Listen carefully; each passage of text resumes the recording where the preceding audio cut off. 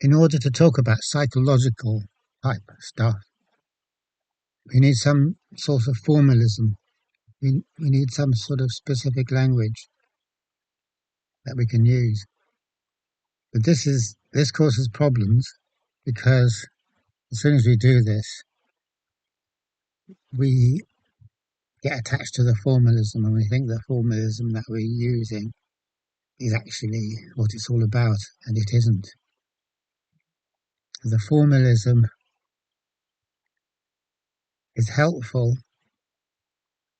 but what inevitably happens is that the process becomes calcified, it becomes congealed, and what we end up is a kind of we end up with a husk of something that has fled. So whatever was good has fled, leaving us with something which is not at all representative of it, but which we cling to all the same. Kierkegaard says something like this with regard to philosophy. He says, most philosophers inhabit the dead husks of philosophies that were produced and then discarded by older, better philosophers, not second-hand philosophers.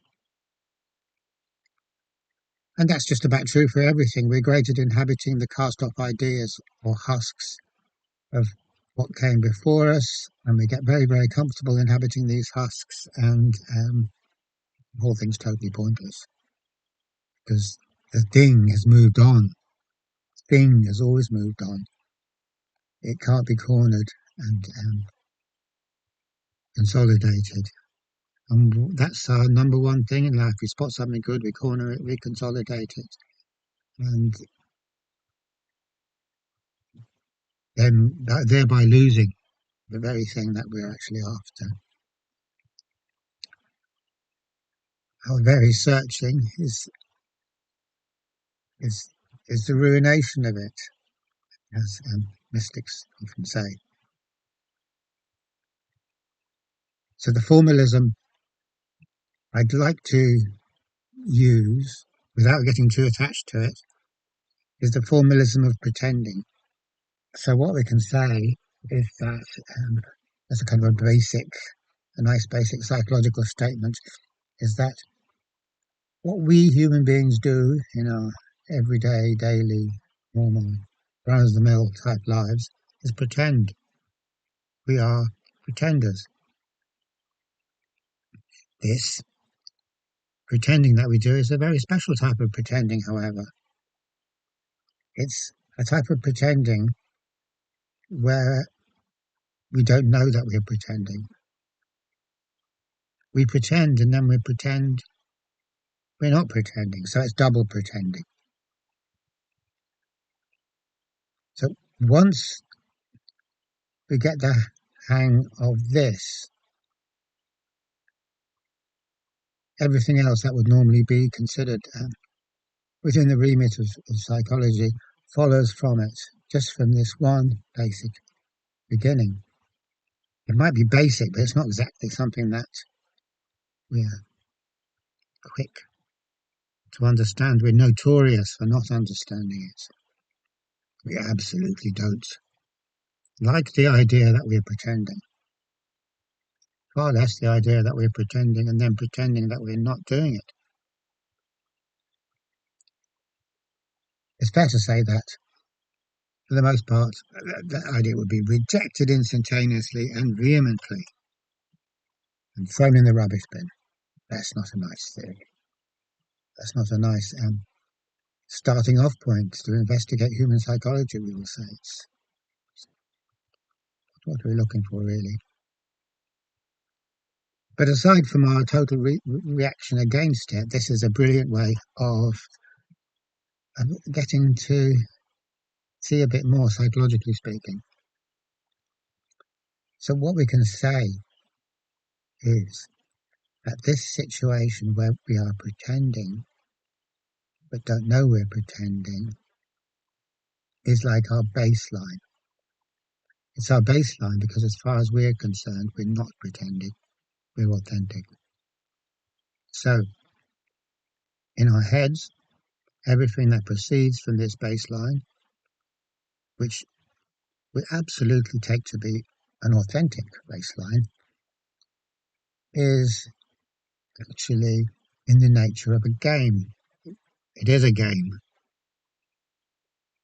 I'm pretending something is, but it isn't. That's a game. So we're talking about game playing.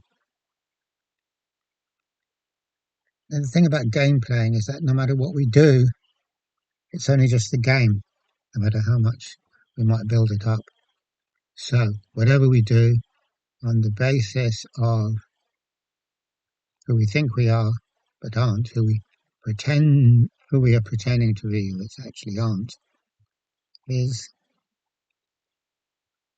empty. It's meaningless.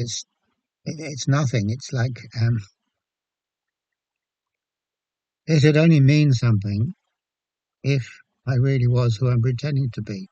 But seeing as I'm not who I'm pretending to be, all of the stuff I do, all the stuff I think, all of the stuff I get caught up in, all of the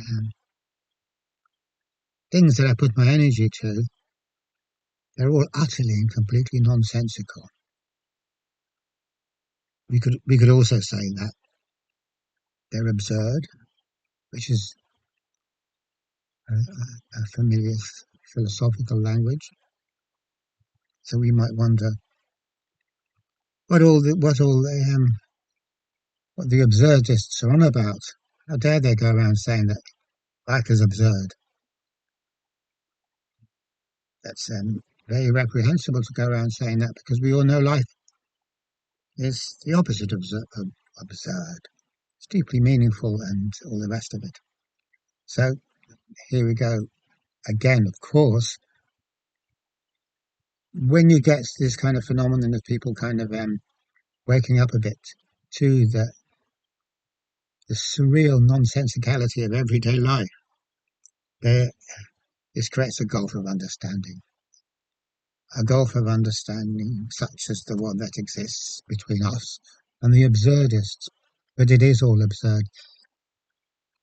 How can a bunch of people pretending to be who or what they aren't, and yet completely never acknowledging that they're pretending? This is kind of like the basic taboo that you mustn't say, that you mustn't ever let on, as Elon Musk keeps saying, that you're pretending. You mustn't ever let that on. That would be the worst thing. That would be the gravest faux pas you could make. So then when you do, okay, so we all are very cautious without really realizing it, but we're all very cautious about not making that faux pas. In other words, we send each other the messages of, yeah, this is meaningful, yeah, oh, we're doing meaningful shit here. I'm sure we are. And, our participation in the meaningless shit is meaningful and we are meaningful and etc., etc., the ego trip, the ego narrative. But in actual fact, the whole thing is utterly absurd. It's so absurd that if you were to see it,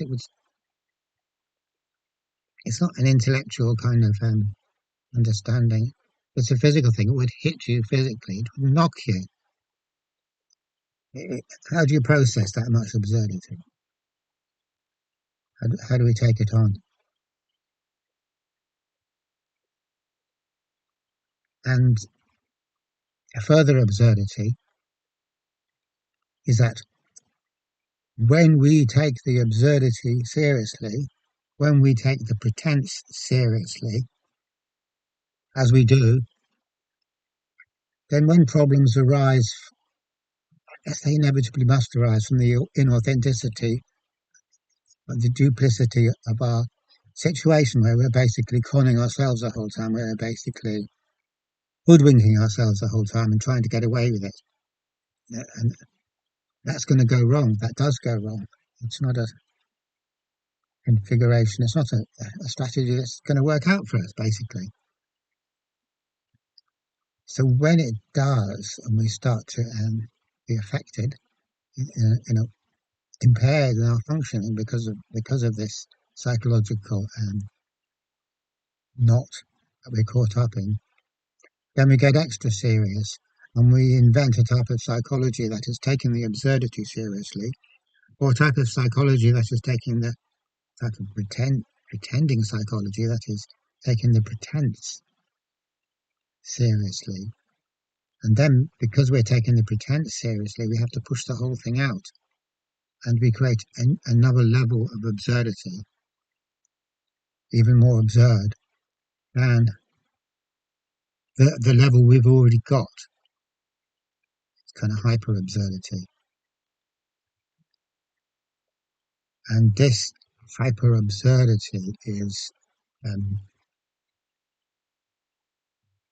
modern psychology.